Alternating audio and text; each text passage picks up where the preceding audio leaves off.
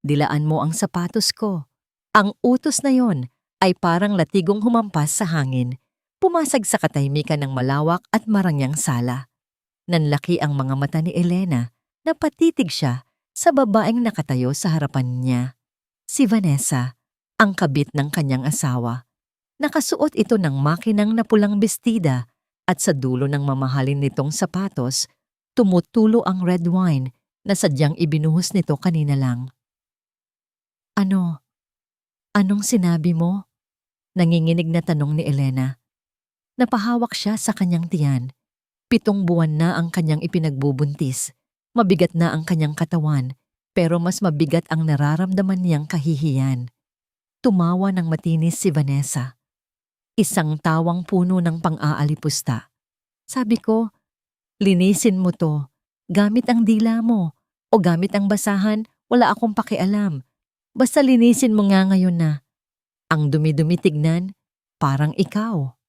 Tumingin si Elena sa direksyon ng sofa. Doon nakaupo si Damian, ang kanyang asawa, ang ama ng batang nasa sinapupunan niya. Nakaupo lang ito ng komportable.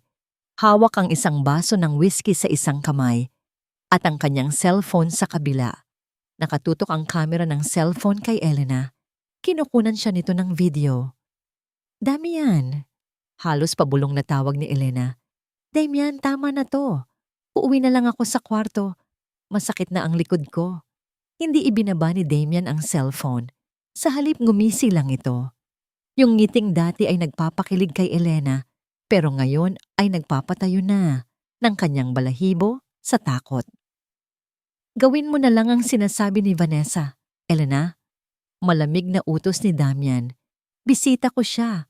At bilang asawa ko, tungkulin mong pagsilbihan ang mga bisita ko. Diba sabi mo, gagawin mo ang lahat para sa pamilyang to? Patunayan mo. Parang gumuho ang mundo ni Elena. Ang lalaking minahal niya, ang lalaking pinag-alayan niya ng lahat, at dahilan kung bakit tinalikuran niya ang kanyang tunay na pagkatao, ay tinatrato siya na parang hayop. Damian, buntis ako. Anak mo ito? Pagsusumamo ni Elena, tumulo na ang luha niya, humalo sa pawis sa kanyang noo. Buntis ka lang, hindi ka baldado. Sagot ni Vanessa sabay duro sa kanya. Sige na, bilisan mo bago pa matuyo at manikit sa tiles ang wine. Napapikit si Elena. Huminga siya ng malalim. Para sa bata, para sa pamilya. Kakayanin ko to, bulong niya sa sarili. Isang kasinungalingan na pilit niyang pinaniniwalaan. Dahan-dahan, hirap na hirap, ibinaba ni Elena ang kanyang sarili. Nanginig ang kanyang mga tuhod nang lumapat ang mga ito sa malamig na marmol na sahig. Ang bigat ng kanyang tiyan ay humihilas sa kanya pababa. Nagdudulot ng kirot sa kanyang balakang. Kumuha siya ng tissue sa mesa. Nanginginig ang kanyang mga kamay habang inaabot ang sapatos ni Vanessa. Yumuko siya. Pakiramdam niya ay niyuyurakan ng kanyang buong pagkatao. Si Elena, na pinalaki sa ginto at pilak ng kanyang ina, ngayon ay nakaluhod sa paanan ng isang kerida. Sinimulan niyang punasan ang sapatos. Ayan, good dog. Pang-aasar ni Vanessa habang hinahaplos ang buhok ni Damian na lumapit na sa kanya. Biglang tinabig ni Vanessa ang kamay ni Elena gamit ang kanyang paa. Aray, napasigaw si Elena. Nawalan siya ng balanse. Dahil sa bigat ng tiyan, hindi niya nakontrol ang pagbagsak. Tumama ang kanyang tagiliran sa matigas na kanto ng coffee table bago siya tuluyang bumagsak sa sahig. Ah! Sigaw ni Elena habang sapo ang kanyang tiyan. Isang matinding kirot ang gumuhit mula sa kanyang puson. Parang may pumutok sa loob. Sa halip na tulungan siya, nandidiring umatras si Vanessa. Oh my God! Damian! Look! Ang clumsy niya! Muntik na niyang madumihan ulit ang sapatos ko. Nanatiling nakahiga si Elena, namimilipit sa sakit. Damian, tulungan mo ako. Ang bata. Lumapit si Damian. Tumayo ito sa ulunan ni Elena. Tinitigan siya nito na parang isang basag na gamit na wala ng pakinabang. Ang ingay mo, Elena. Nakakahiya sa mga kapitbahay. Sabi ni Damian nang walang anumang awa. Security! Mabilis na pumasok ang dalawang malalaking bodyguard. Sir, ilabas niyo ang babaeng to. Utos ni Damian habang tinutungga ang natitirang whiskey. Istorbo siya sa date namin ni Vanessa. Itapon niyo sa labas ng gate. Damian, huwag. Dumudugo. Dumudugo ako. Sigaw ni Elena.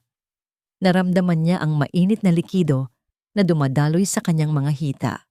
Pula. Mas matingkad kaysa sa wine kanina. Dugo. Dugo ng anak niya. Pero hindi na lumingon si Damian. Hinalikan na nito si Vanessa sa labi habang hinihila ng mga guard si Elena patayo. Bitawan niyo ako. Masakit. Walang nagawa ang lakas ni Elena. Kinaladkad siya ng mga ito palabas ng mansion na ipinundar gamit ang pera ng kanyang ina. Ang katotohanang hindi alam ni Damian. Bumukas ang malaking pinto. Isang malakas na kulog ang sumalubong sa kanila. Bumubuhos ang malakas na ulan. Pasensya na, ma'am. Trabaho lang. Bulong ng isang guard bago siya itinulak palabas ng gate. Bumagsak si Elena sa maputik na kalsada. Ang malamig na ulan ay humalo sa mainit niyang luha at dugo. Ang mansyon, na dati ay puno ng pangako ng pag-ibig, ay nagsara ng ilaw. Naiwan si Elena sa dilim, sa putik, habang unti-unting nanlalabo ang kanyang paningin dahil sa sakit at pagkawala ng dugo. Ang huling narinig niya ay ang halakhak ni na Damian at Vanessa mula sa loob bago siya nilamon ng katahimikan ng gabi. Ang patak ng ulan ay parang maliliit na karayom na tumutusok sa balat ni Elena. Napakalamig.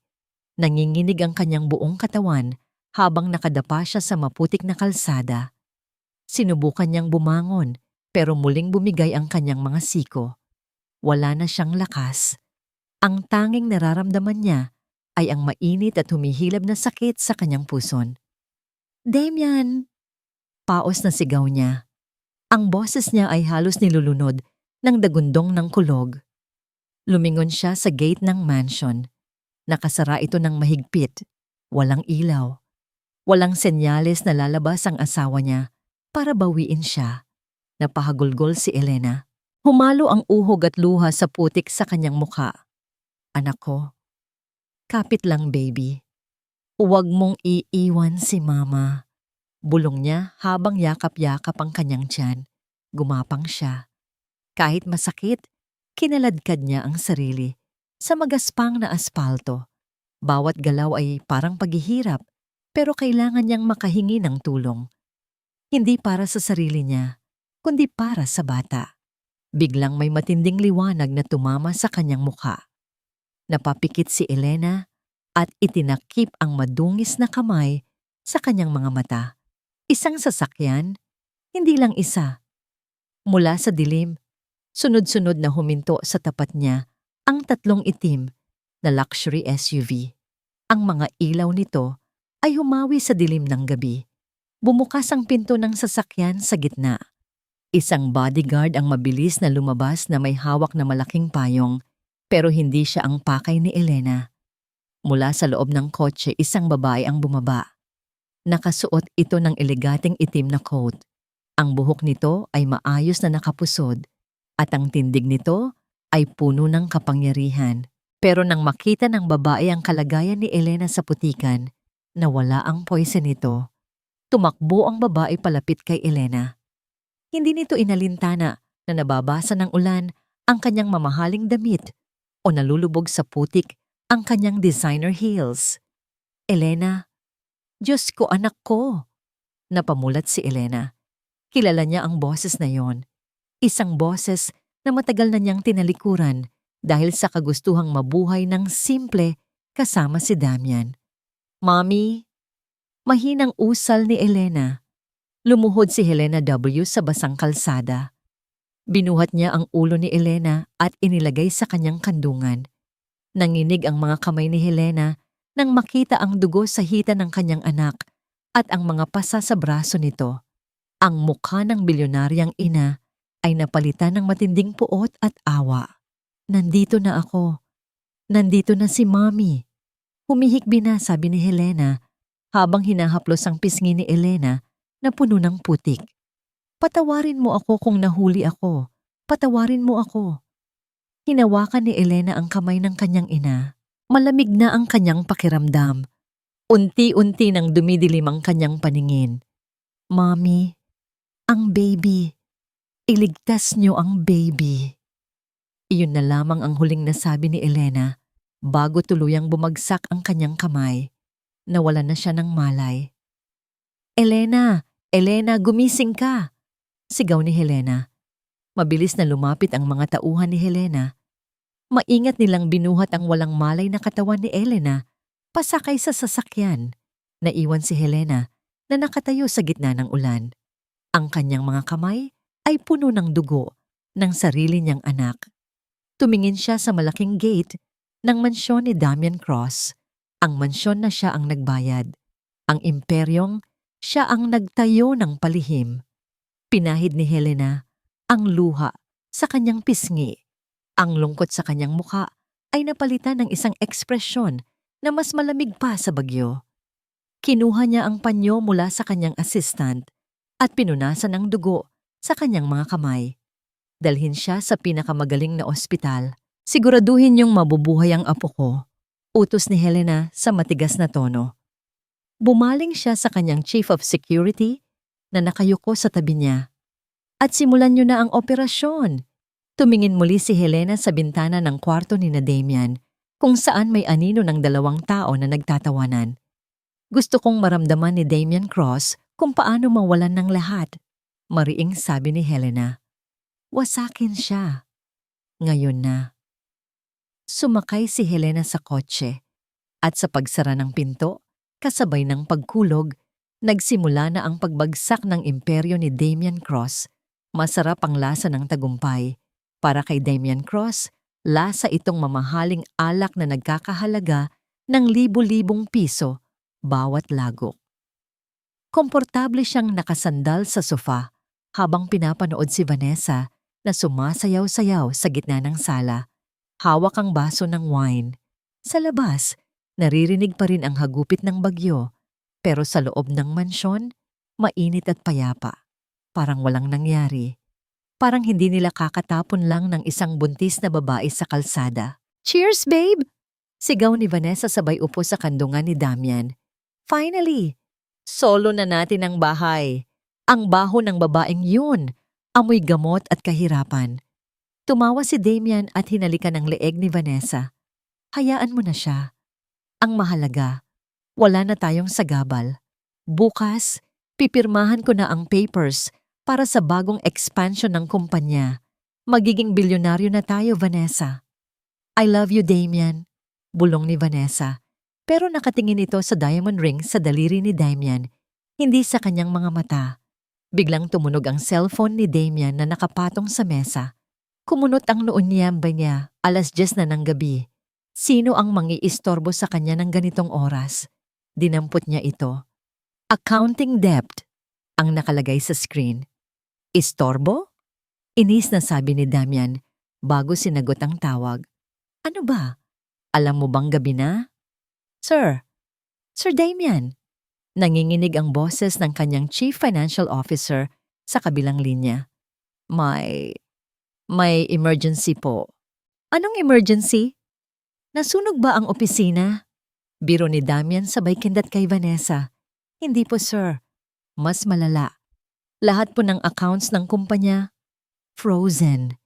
Napatigil si Damian na wala ang nangisi sa kanyang labi.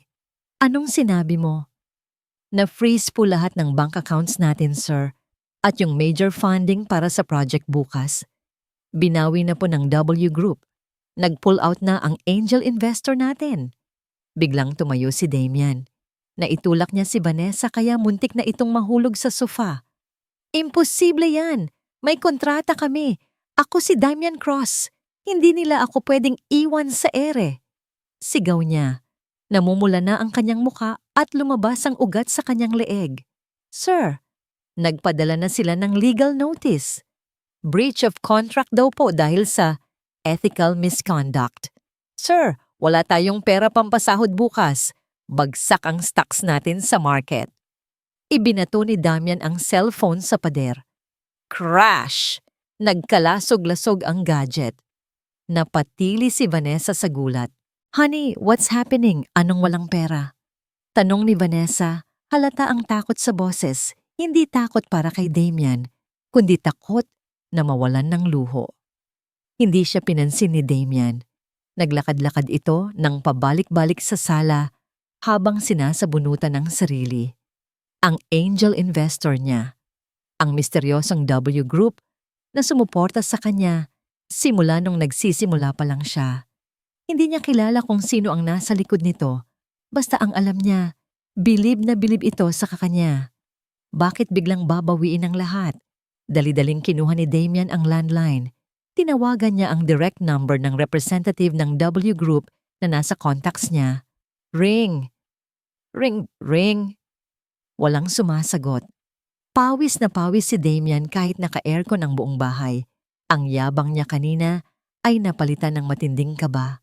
Kung mawawala ang investor na ito, wala siyang imperyo. Isa lang siyang huwad na hari. Biglang tumunog ang doorbell. Napatingin sina Damian at Vanessa sa pinto. Hating gabi na at bumabagyo. Sino ang kakatok? Isang katulong ang mabilis na nagbukas. Pumasok ang isang basang-basa na messenger. Suot ang uniforme ng isang high-end courier service. Delivery for Mr. Damian Cross, urgent. Sabi ng lalaki sabay abot ng isang itim na sobre na may gold lining. Hinablot ito ni Damian. Nanginginig ang kanyang mga kamay habang pinupunit ang selyo. Inaasahan na niya ang demand letter o subpoena. Pero pagbukas niya, isang makapal at mabangong card ang laman. Binasa niya ito ng malakas. Mr. Damian Cross, inaanyayahan ka namin sa Grand Gala ng W Group bukas ng gabi. Nais naming ipakilala ang bagong chairman ng board at pag-usapan ang future ng iyong kumpanya. Nakahinga ng maluwag si Damian. Napaupo siya sa sofa at napatawa ng mahina. Akala ko katapusan ko na, sabi niya habang pinapahid ang pawis sa noo. Ano yan, babe? Usisa ni Vanessa. Ipinakita ni Damian ang invitation card. Bumalik ang yabang sa kanyang mukha. Tignan mo, iniisip ng mga bobong accountant ko na binawi ang pondo. Pero yun pala, gusto lang akong i-meet ng chairman ng personal. Baka gusto pa nilang dagdagan ng investment. Tumayo si Damian at tinungga ang natitirang alak sa bote. Maghanda ka, Vanessa. Bukas, makikilala natin ang tunay na may-ari ng W Group. Sisiguraduhin kong luluhod sila sa galing ko. Hindi alam ni Damian na tama siya. Makikilala niya ang may-ari. At luluhod nga siya. Pero hindi para tumanggap ng parangal. 3 buwan. 3 buwan na ang nakalipas mula noong gabing iyon. Ang gabing namatay ang dating Elena. Nakatayo si Elena sa harap ng isang malaking salamin sa kanyang walk-in closet. Tahimik ang paligid. Ang tanging naririnig niya ay ang mahina at maindayog na paghinga ng kanyang anak na natutulog sa kuna sa kabilang kwarto. Si Baby Lucas. Ang kanyang himala. Hinaplos ni Elena ang kanyang tiyan. Wala na ang umbok, pero naiwan ang isang mahabang pilat mula sa emergency C-section. Isang pilat na kailanman ay hindi magpapalimot sa kanya. Tinitigan niya ang kanyang refleksyon. Wala na ang mahaba at buhaghag niyang buhok na gustong-gusto ni Damian na hawakan. Ngayon, ito ay maigsi na. Bob cut, matalim at diretso, humahaplos sa kanyang panga. Wala na rin ang mga lumang duster at maluluwag na t-shirt. Suot niya ngayon ang isang tailored black suit na nagpapakita ng kanyang hubog at kapangyarihan. Bagay sa'yo. Boses ng isang babae mula sa pintuan. Nakita niya sa salamin ang pagpasok ng kanyang ina. Si Helena. Hindi lumingon si Elena, na natili ang tingin niya sa kanyang sarili. Handa na ba ang sasakyan, Mommy? Lumapit si Helena at may inilapag na isang makapal na folder sa ibabaw ng vanity table. Sa tabi nito, isang tablet. Naka-standby na ang team, sagot ni Helena. Pero bago ka lumabas, kailangan mong pirmahan ito. Binuksan ni Elena ang folder. Mga dokumento transfer of authority, appointment of new chairman. Sa ilalim ng pangalang Damian Cross, nakasulat ang salitang terminated. Sa sandaling pirmahan mo iyan, seryosong sabi ni Helena. Ikaw na ang may hawak ng leeg niya. Ikaw na ang batas, Elena. Wala nang atrasan. Sigurado ka na ba? Hindi agad sumagot si Elena. Kinuha niya ang tablet sa mesa. Binuksan niya ang video file na 3 buwan na niyang pinapanood araw-araw. Ang CCTV footage ng sala ni Damian. Sa screen, nakita niya ulit ang sarili niya. Buntis, umiiyak, nakadapa sa sahig habang pinupunasan ang sapatos ni Vanessa. Rinig na rinig niya ang tawa ni Damian, yung tawang walang pakiramdam. Gawin mo na lang ang sinasabi ni Vanessa. Security, ilabas niyo ang babaeng to. Napahigpit ang hawak ni Elena sa tablet. Muntik na itong mabasag sa diin ng kanyang mga daliri. Naramdaman niya ang pag-init ng kanyang mga mata, pero walang luhang pumatak. Ubos na ang luha niya. Ang natitira na lang ay purong puot. Apoy na lang ang nasa dibdib niya ngayon. Pinatay niya ang tablet at ibinagsak ito sa mesa. Ang Elena na kilala niya patay na. Malamig na sabi ni Elena. Ang babaeng nagmahal sa kanya ng tapat, pinatay niya nung gabing itinapon niya kami ng anak ko sa ulan. Kinuha niya ang mamahaling fountain pen. Walang pagdadalawang isip, walang panginginig ng kamay. Mabilis niyang pinirmahan ang dokumento. Elena W. Hindi na Elena Cross. Isinara niya ang folder at humarap sa kanyang ina. Sa unang pagkakataon, matapos ang 3 buwan, ngumiti si Elena. Pero hindi itong ngiti ng saya. Ito ay ngiti ng isang maninila na nakakita ng kanyang biktima. Ibigay mo sa akin ang schedule ng gala. Utos ni Elena. Ang boses niya ay wala ng bahid ng pagiging martir. Tumango si Helena, bakas ang pagmamalaki sa muka. Masusunod, Madam Chairman. Naglakad si Elena palabas ng kwarto. Ang tunog ng kanyang heels sa sahig ay parang tunog ng martilyo ng hukom na nagbabadyang magpataw ng parusa. Huminto siya sandali sa tapat ng kwarto ni Baby Lucas. Matulog ka ng mahimbing anak, bulong niya sa hangin. Paggising mo, sisiguraduhin ni Mama na malinis na ang mundo mo. Dire-diretso siyang bumaba ng hagdan. Oras na para maningil. Oras na para magsimula ang pangangaso. Declined? Anong ibig sabihin mong declined? Pasigaw na ibinato ni Vanessa ang kanyang platinum credit card sa mukha ng sales lady. Nasa loob siya ng isang high-end boutique at ramdam niya ang init ng tingin ng ibang mga customer. Sorry po ma'am, insufficient funds po ang lumalabas sa terminal. Nakayukong sagot ng babae. Namula sa galit si Vanessa, kinuha niya ang kanyang cellphone at mabilis na tinawagan si Damian. Damian, anong kalokohan to? Nasa mall ako. Hindi ko mabili ang bag na gusto ko. Bakit blocked ang card ko? Sa kabilang linya, rinig ang stress sa boses ni Damian. Vanessa, pwede ba? Wag ngayon. Sinabi ko naman sa'yo, may inaayos lang sa bangko. Bukas, pagkatapos ng gala, babahan ng pera. Magtiis ka muna. Tut, tut, tut. Binabaan siya ng telepono. Magtiis? Bulong ni Vanessa sa sarili habang nanggigigil na ibinabalik ang card sa wallet. Hindi ako naging kabit para magtiis. Padabog siyang lumabas ng store.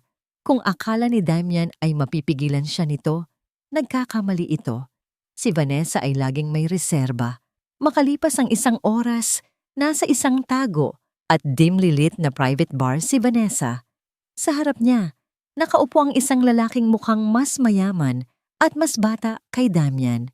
Si Franco. Nakilala niya ito sa isang online dating app noong nakaraang linggo, nung nagsimula siyang makutuban na palubog na ang barko ni Damian. You look stressed, beautiful.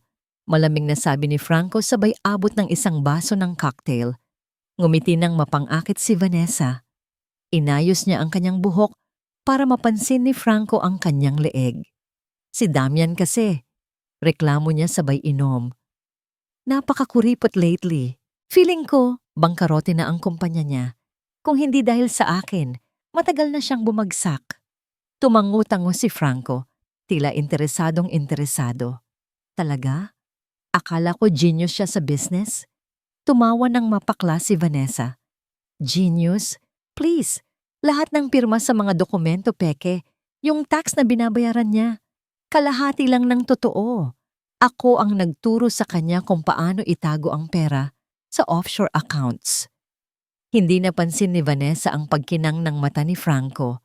Hindi rin niya napansin ang cellphone nito na nakataob sa mesa, nakasalukuyang nagre-record ng bawat salitang lumalabas sa bibig niya.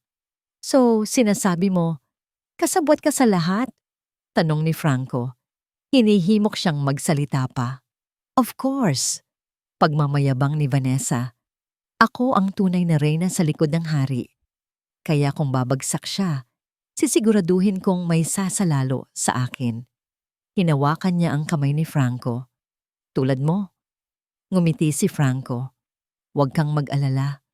May malaking sorpresa ang naghihintay sa'yo. Pagka-uwi ni Vanessa sa mansion, nawala ang galit niya nang makita ang isang malaking kahon sa ibabaw ng kanyang kama. Walang pangalan ng sender. Isang card lang ang nakalagay. Para sa reyna ng gabi, suotin mo ito sa gala para makita ng lahat kung sino ka talaga. Agad na inisip ni Vanessa na galing ito kay Franco. Binuksan niya ang kahon. Napasinghap siya. Isang napakagandang gown. Itim at puti. Ang disenyo nito ay puro vertical lines. Mga linyang pahaba na gawa sa mamahaling silk at velvet. Mukha itong napaka-elegante at modern. Hinubad niya ang kanyang damit at isinuot ang gown. Humarap siya sa salamin. Ang mga itim na linya ay bumagay sa kanyang katawan. Pakiramdam niya ay isa siyang modelo sa magazine. Hindi pumasok sa isip niya ang ibang kahulugan ng disenyo. Hindi niya naisip na ang mga patayong linya na yon, sa ilalim ng matinding ilaw ng spotlight at sa mata ng batas, ay magmumukhang rehas ng kulungan. Umikot siya sa harap ng salamin, hangang-hanga sa sarili. Perfect! Bulong niya habang hinihimas ang tela. Humanda ka, Damian.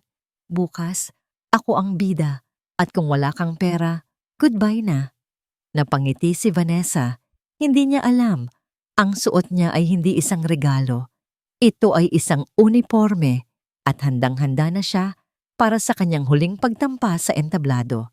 Dumagundong ang palakpakan sa buong grand ballroom ng Shangri-La. Daan-daang mga kilalang negosyante, politiko at socialite ang naroon. Ang buong lugar ay kumikinang sa ginto at kristal. Sa gitna ng entablado, nakatayo si Damian Cross. Hawak niya ang mikropono at ang kanyang nangiti ay abot hanggang tainga. Suot niya ang kanyang pinakamahal na tuxedo. Sa tabi niya, nakatayo si Vanessa. Suot nito ang striped gown na natanggap niya. Kaway siya ng kaway sa mga tao. Damang-dama ang pagiging first lady ng gabing iyon. Maraming salamat, panimula ni Damian. Alam niyo, ang tagumpay ay hindi madali. It takes hard work. It takes integrity. At higit sa lahat, it takes family values. Nagtinginan ng ilang bisita at nagbulungan. Alam ng marami ang chismis tungkol sa pagpapalayas niya sa kanyang buntis na asawa. Pero dahil sa impluwensya ni Damian, walang nangahas magtanong. Kaya ngayong gabi, patuloy ni Damian, labis akong nagpapasalamat sa W Group. Ang aking angel investor. Sila ang naniwala sa akin nung walang-wala pa ako. At ngayon, ipinagmamalaki kong ipakilala sa inyo ang bagong chairman ng W Group. Tumigil ang musika. Namatay ang lahat ng ilaw maliban sa spotlight na nakatutok sa malaking pinto sa dulo ng ballroom. Katahimikan. Lahat ay nag-aabang. Dahan-dahang bumukas ang pinto. Unang pumasok ang isang matikas na babae. Si Helena W. Kilala siya ng lahat bilang isa sa pinakamayamang babae sa Asia. Napasinghap ang crowd. Hindi nila inasahan na si Helena pala ang backer ni Damian. Pero hindi si Helena ang sentro ng atensyon. Tumigil si Helena at tumabi. Mula sa likuran niya, lumabas ang isang figura na nagpatigil sa pagtibok ng puso ni Damian. Isang babaeng nakapulang suit, ang kulay ng dugo at kapangyarihan. Ang buhok nito ay maiksi at matalim. Ang kanyang muka ay walang emosyon, kasing lamig ng yelo. Naglakad ito papasok. Ang tunog ng kanyang takong ay umaalingaw-ngaw sa katahimikan. Klak! Klak! Klak! Nabitawan ni Damian ang kanyang baso ng champagne sa gilid ng podium. Basag. Elena? Nautal na bulong ni Damian. Hindi siya makapaniwala. Ang babaeng itinapon niya sa putik, ang babaeng akala niya ay patay na o naghihirap sa kung saan, ay naglalakad ngayon palapit sa kanya na parang isang diyosa ng digmaan. Naguluhan ang mga tao. Sino yan? Di ba yan yung asawa ni Damian? Akala ko ba hiwalay na sila? Umakyat si Elena sa entablado. Hindi niya tinapunan ng tingin si Vanessa na ngayon ay namumutla na sa takot habang nakatitig sa pulang suit ni Elena na tila tumutupok sa kanyang striped gown. Tumayo si Elena sa harap ng mikropono. Tinitigan niya ang mga tao. Pagkatapos, dahan-dahan niyang inilipat ang tingin kay Damian. Ngumiti si Elena. Isang ngiti na hindi umabot sa kanyang mga mata. Good evening, ladies and gentlemen, bati ni Elena. Ang boses niya ay malinaw, puno ng awtoridad. Humarap siya kay Damian. At good evening sa'yo, Mr. Cross, o dapat ko bang sabihing dating empleyado ko? Nanlaki ang mga mata ni Damian. Anong sinasabi mo? Lumapit si Elena sa kanya. Inilapit niya ang mukha sa tenga ng asawa. Nagustuhan mo ba ang regalo ko? Bulong ni Elena. Sapat lang para marinig ni Damian at Vanessa. Ang suit na suot mo. Binili ko yan gamit ang pera ko. Ang kumpanya mo. Pera ko. Ang buhay mo. Hawak ko. Umatras si Damian nanginginig. Hindi totoo yan. Mahirap ka lang. Wala kang pera. Tumalikod si Elena at humarap muli sa audience. Itinaas niya ang kanyang kamay at pinitik ang kanyang mga daliri. Let the show begin, utos niya. Biglang namatay ang spotlight kay Damian at Vanessa. Ang malaking LED screen sa likod ng entablado ay umilaw. Nagulat ang lahat nang bumungad sa screen ang isang petsa. 3 months ago at nagsimulang mag-play ang video. Hindi ito presentation ng sales or graphs. Ito ay ang footage ng isang buntis na babae, nakaluhod, pinupunasan ng sapatos ng isang kabit, habang ang asawa ay tumatawa at kumukuha ng video. Nagsimulang magbulungan ng mga tao. Mula sa bulong naging ingay, mula sa ingay naging galit. Napatingin si Damian sa screen, nakita niya ang sarili niya, ang demonyong anyo niya. Lumingon siya kay Elena. Nakatayo lang si Elena sa gilid, pinapanood ang pagguho ng mundo ni Damian, habang ang pulang ilaw ng stage ay nagpapakinang sa kanya na parang apoy na tumutupok sa lahat ng kasinungalingan. Hindi makahinga si Elena, hindi dahil sa kaba, kundi dahil sa labis na kasiyahang nararamdaman niya habang pinapanood ang reaksyon ng mga tao. Ang video sa malaking screen ay natapos sa eksena, kung saan itinutulak siya ng mga gwardya palabas ng gate habang umuulan. Katahimikan. Ilang segundo nang nakabibinging katahimikan ang bumalot sa buong ballroom. Parang tumigil ang pag-ikot ng mundo. Pagkatapos, sumabog ang galit. Walang hiya! Sigaw ng isang matandang donya sa front row. Hayop! Buntis ang asawa mo! Sigaw ng isa pang negosyante. Nagsimulang maghagis ng mga table napkin at bulaklak ang ilang bisita papunta sa stage. Ang mga flash ng kamera ng media na kanina ay para sa paghanga, ngayon ay parang mga kidlat na humuhusga. Tumingin si Elena kay Damian. Namumutla ito. Parang tinakasan ng dugo ang buong katawan. Nanginginig ang mga kamay nito habang sinusubukang takpan ang mukha mula sa mga kamera. Ay, hindi! Hindi totoo yan! Sigaw ni Damian sa mikropono. Pero pinatay na ito ng technical team ayon sa utos ni Helena. Fake video yan, edited yan, maniwala kayo sa akin. Pero walang nakikinig. Ang mga mata ng lahat ay puno ng pandidiri. Napabaling ang tingin ni Elena kay Vanessa. Kung takot ang nasa mukha ni Damian, purong puot naman ang nasa mukha ni Vanessa. Ang pangarap niyang maging reyna ng lipunan ay gumuho sa loob lang ng 5 minuto. Nagtagpo ang mata nila ni Elena. Isang matinis na tili ang pinakawalan ni Vanessa. Ikaw, sigaw nito. Sinira mo ang buhay ko. Dahil sa desperasyon, sumugod si Vanessa. Hinubad nito ang kanyang sapatos at akmang hahampasin si Elena. Tumakbo ito papunta sa kanya na parang baliw. Hindi gumalaw si Elena. Hindi siya kumurap. Nanatili siyang nakatayo ng tuwid, kalmado, tila isang rebulto ng katarungan. Bago pa man makalapit si Vanessa, 2 malalaking bodyguard ni Helena ang humarang. Hinawakan nila sa magkabilang braso si Vanessa. Nagpupumiglas ito, sumisipa, at nagmumura. Ang striped gown na suot nito ay nagmukha na talagang uniforme ng preso habang siya ay pinipigilan. Lumapit si Elena kay Vanessa. Tinitigan niya ito mula ulo hanggang paa. Hindi ako ang sumira sa buhay mo, Vanessa. Malumanay, pero matigas na sabi ni Elena. Ang kasakiman mo ang sumira sa'yo. Humarap muli si Elena sa audience. Hindi pa tayo tapos. Anunsyo niya ng malakas kahit walang mic. Ang boses niya ay umalingaw-ngaw sa tahimik na bulwagan. Akala niyo ba moralidad lang ang issue dito? Panoorin niyo ang totoong mukha ng mga taong ito. Pinitik ulit ni Elena ang kanyang daliri. Nagbago ang imahe sa screen. Mula sa video, naging audio recording naman ang umalingaw-ngaw. Lahat ng pirma sa mga dokumento peke, yung tax na binabayaran niya, kalahati lang ng totoo.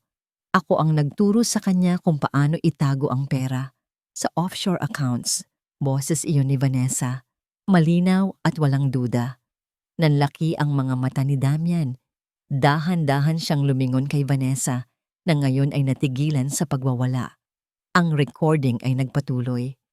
Kung babagsak siya, sisiguraduhin kong may sasalalo sa akin. Natapos ang audio. Lumapit si Damian kay Vanessa. Ang takot sa mukha niya ay napalitan ng matinding galit. Ang lalaking nanggugulpi ng asawa ay lumabas na naman. Ibinenta mo ako? Sigaw ni Damian. Ibinigay ko sa iyo ang lahat. Tapos ibebenta mo ako? Ikaw ang tanga. Ganti ni Vanessa. Lumalabas na ang tunay na kulay. Wala ka naman talagang kwenta kung wala ang pera mo. At ngayon wala ka na nun. Sinakal ni Damian si Vanessa. Nagkagulo sa stage, nagtulakan at nagsakitan ang 2 taong dating nagtatawanan habang pinapahirapan si Elena. Ngayon, sila naman ang nagpapatayan. Pinanood lang sila ni Elena. Wala siyang naramdamang awa. Nakakaawa. Bulong ni Elena sa sarili. Kinakain na nila ang isa't isa. Sa gitna ng kaguluhan, biglang umalingaw-ngaw ang pamilyar na tunog mula sa labas ng hotel. Wang wang wang. Ang tunog ng sirena. Maraming sirena. Bumukas ng padabog ang main doors ng ballroom. Pumasok ang isang pulutong ng mga nakaunipormeng pulis, pinangungunahan ng Chief of Police at mga ahente ng NBI. May hawak silang mga papel, warrants of arrest. Tumingin si Elena sa mga pulis, tapos kay Damian na ngayon ay sa pilitan ng pinaghihiwalay ng security mula kay Vanessa. Ngumiti si Elena. Ang huling yugto ng kanyang plano ay nagsimula na. Damian Cross, sabi niya sa isip niya habang papalapit ang mga pulis sa asawa niya. Tapos na ang maliligayang araw mo. Malamig ang bakal ng posas sa mga pulsuhan ni Damian. Mas malamig pa kaysa sa ulan noong gabing pinalayas niya si Elena. Nakaupo siya sa loob ng isang masikip na interrogation room. Ang puting ilaw sa kisame ay masakit sa mata at ang amoy ng lumang kape at pawis ay nanunuot sa kanyang ilong. Wala na ang amoy ng mamahaling pabango at aircon ng kanyang opisina. Sa kabilang kwarto, rinig na rinig niya ang boses ni Vanessa. Siya ang may kasalanan ng lahat. Inutusan niya lang ako. Victim lang din ako. Napapikit si Damian. Ang babaeng pinili niya kapalit ng kanyang pamilya ay siya ngayong nagbabaon sa kanya sa hukay. Bumukas ang pinto. Pumasok ang kanyang abogado, ang public attorney na itinalaga ng korte dahil lahat ng private lawyers niya ay umatras na matapos may freeze ang kanyang assets. Mr. Cross, buntong hininga ng abogado. Mabigat ang ebidensya, tax evasion, money laundering, estafa, at violation ng Anti-Violence Against Women and Children Act. Ang W Group ay naglabas ng lahat ng dokumento. Wala tayong lusot. Kausapin mo si Elena. Desperadong utos ni Damian. Hinawakan niya ang braso ng abogado kahit nakaposas siya. Sabihin mo sa kanya, asawa niya ako. May anak kami. Hindi niya ako pwedeng ipakulong. Umiling lang ang abogado at inalis ang kamay ni Damian. Sir, ang nanay ng asawa niyo ay si Helena W., ang babaeng may-ari ng kalahati ng business district. Sa tingin niyo ba makakalapit ako sa kanila? Napaupo si Damian Helena W. Ang pangalang yon ay parang bombang sumabog sa utak niya. Ang poor orphan na pinakasalan niya ay prinsesa pala ng imperyong kinokopyahan niya. Ang paglilitis ay naging mabilis para itong isang masamang panaginip na hindi matapos-tapos. Sa loob ng korte, nakita niya si Elena. Nakaupo ito sa unahan, katabi si Helena. Hindi ito tumitingin sa kanya. Ni sulyap, wala. Nang ibaba ng huwes ang hatol na reclusion perpetua o habambuhay na pagkakakulong, parang gumuho ang langit kay Damian. Lumipas ang ilang buwan. Ang kanyang mundo ay lumiit sa sukat ng 4 na sulok ng selda. Ang CEO na dating naguutos, ngayon ay naglilinis ng inidoro kasama ng ibang preso. Isang hapon, tinawag siya ng warden. Cross, may dalaw ka. Nabuhayan ng loob si Damian. Baka si Vanessa? Baka na-realize ni Elena na kailangan ng anak nila ng ama? Mabilis siyang naglakad papunta sa visiting area. Sa kabilang panig ng salamin at rehas, nakaupo ang isang babae, si Elena. Nakaputing dress ito. Mukhang anghel, mukhang payapa. Malayong malayo sa itsura niya noong huli silang nag-usap ng masinsinan sa bahay. Umupo si Damian. Kinuha niya ang telepono. Nanginginig ang kamay niya. Idinikit niya ito sa kanyang tenga. Elena! Garalgal ang boses ni Damian. Alam kong pupunta ka. Patawarin mo na ako please. Gagawin ko ang lahat. Magbabago ako. Tinitigan lang siya ni Elena. Walang awa, walang pagmamahal. Parang tumitingin lang siya sa isang pader. Hindi ako pumunta dito para makipagbalikan, Damian. Malamig na sagot ni Elena sa kabilang linya. May inilabas siyang isang brown envelope mula sa kanyang bag. Ipinakita niya ito sa salamin. Sa ibabaw ng envelope, ipinatong niya ang kanyang wedding ring. Pinirmahan ko na ang annulment papers at ang singsing na yan na binili mo gamit ang pera ng nanay ko. Isinuli ko na. Wag, Elena. Wag mong gawin to. Sigaw ni Damian. Napahampas siya sa salamin. May anak tayo. Si Lucas. Paano siya lalaki ng walang ama?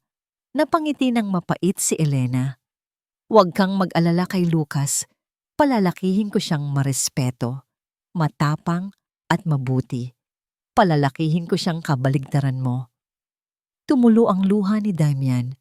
Sa desperasyon, bumaba siya sa kanyang upuan.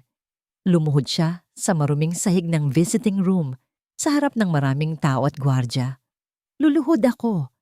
Tignan mo, nakaluhod na ako, Elena. Di ba ito ang gusto mo?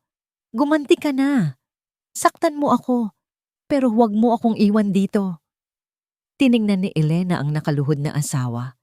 Naalala niya ang sarili niya noong gabing iyon.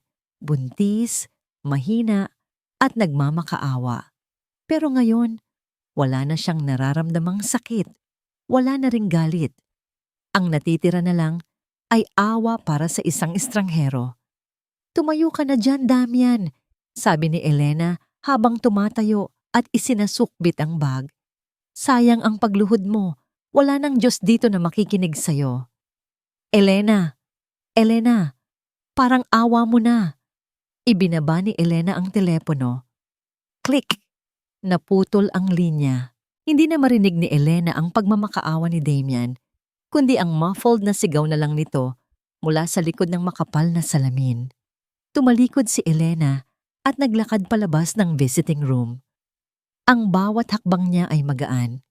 Naiwan si Damian na nakadikit ang mukha sa salamin. Pinapanood ang paglayo ng nag-iisang babaeng tunay na nagmahal sa kanya. At sa metal na mesa sa side ng bisita, naiwan ang gintong sing-sing. Nagniningning ito sa ilalim ng ilaw ng bilangguan, isang simbolo ng pangakong napako na ngayon ay wala ng halaga. Maaliwalas ang langit. Walang bakas ng kahit anong ulap o bagyo. Nakatayo si Elena sa tapat ng malaking gate.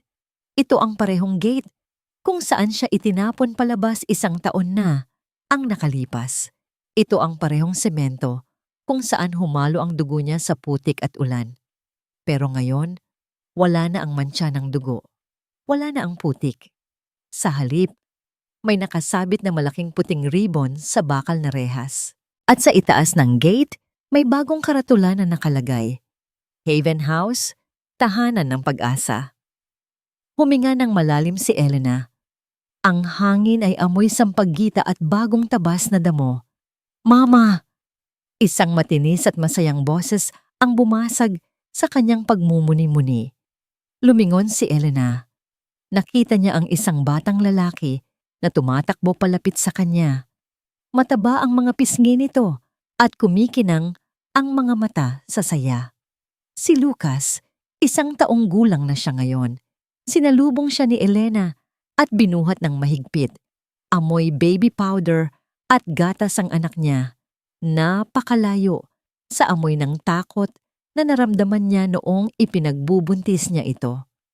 "Ang bigat-bigat na ng baby ko," malamig na sabi ni Elena habang hinahalikan ang pisngi ng bata. Sa likuran ni Lucas, naglalakad ang isang babaeng nakangiti. Si Helena. Hindi na ito naka-corporate suit na itim. Nakasuot ito ng isang simpleng floral dress, mukhang mas bata at mas maaliwalas ang mukha. "Handa na ang lahat, anak," sabi ni Helena habang hinahaplos ang likod ni Lucas. "Nandoon na ang mga bisita sa garden. Ikaw na lang ang hinihintay para sa ribbon cutting." Tumango si Elena. "Salamat, Mommy. Salamat sa lahat." Naglakad sila papasok sa compound. Ang mansyon na dati ay kulay abo at puno ng dark furniture ni Damian, ngayon ay pininturahan na ng puti. Ang mga bintana ay nakabukas at ang mga kurtina ay sumasayaw sa hangin. Wala na ang mga mamahaling alak at estatwa na simbolo ng yabang. Ang sala ay puno ngayon ng mga libro, laruan, at komportableng upuan para sa mga babaeng nangangailangan ng kanlungan. Mula sa garden, nagpalakpakan ang mga tao nang makita nila si Elena. Mga social workers, mga donor, at mga unang residente ng shelter, mga babaeng biktima ng pang-aabuso na tulad niya. Pumunta si Elena sa harap ng mikropono. Ibinaba niya muna si Lucas na agad kinuha ng kanyang lola. Tinitigan ni Elena ang mga tao. Wala nang kaba. Wala nang pagdududa. 1 taon ang nakalipas. Panimula ni Elena. Ang bahay na ito ay naging saksi sa aking pagkadapa. Dito ako lumuhod. Dito ako nawalan ng dignidad. Tumigil siya sandali. Tumingin siya sa bintana ng dati niyang kwarto. Akala ko noon, ang pagluhod ay tanda ng kahinaan. Akala ko, katapusan ko na. Ngumiti siya sa mga babaeng nakikinig sa kanya. Pero natutunan ko na minsan, kailangan nating madapa para matutong tumayo ng mas matatag. Ang bahay na ito ay hindi na pag-aari ng isang taong mapanakit. Ito ay pag-aari na ninyo. Ito ay para sa bawat babaeng sinabihan na wala kang kwenta. Dito, reyna kayo. Kinuha ni Elena ang gunting. Sa isang mabilis na hiwa, naputol ang ribbon. Snip! Nagpalakpakan ng lahat. Lumipad ang mga puting lobo sa himpapawid. Natapos ang seremonya at nagsimula ang salo-salo. Habang abala ang lahat, lumayo sandali si Elena at pumunta sa berangda. Tiningnan niya ang kanyang kamay. Wala na ang singsing. Wala na rin ang bigat sa kanyang puso. Naalala niya si Damian. Balita niya, nalalanta na ito sa kulungan. Payat na raw ito at laging tulala. Si Vanessa naman ay inilipat sa ibang selda dahil laging nakikipag-away. Nakuha na nila ang hustisya. Pero para kay Elena, ang tunay na tagumpay ay hindi ang pagkakulong ni na Damian. Ang tunay na tagumpay ay ang kapayapaang nararamdaman niya ngayon. Naramdaman niya ang kamay ni Helena sa kanyang balikat. Proud na proud ako sa'yo, bulong ng kanyang ina. Hindi dahil nabawi natin ang kumpanya, kundi dahil nabawi mo ang sarili mo. Sumandal si Elena sa kanyang ina. Pinanood nila si Lucas na hinahabol ang isang paru-paro sa garden. Mami, sabi ni Elena. Nangako ako sa sarili ko, patuloy ni Elena. Ang boses ay puno ng determinasyon. Hinding-hindi na ako luluhod muli sa harap ng kahit sinong lalaki. Tumingin siya sa kanyang anak na nadapa sa damuhan pero agad ding tumayo at tumawa. Napangiti si Elena. Ang kanyang mga mata ay kumikinang, hindi dahil sa luha, kundi dahil sa liwanag ng bagong simula. Yuyuko lang ako, dagdag niya, kapag kailangan kong tulungan ng iba na tumayo. Humarap si Elena sa kamera, parang kinakausap ang bawat babaeng nakikinig sa kwento niya. Ako si Elena W. At ito ang aking kwento ng pagbangon. Nag-fade out ang paligid sa liwanag ng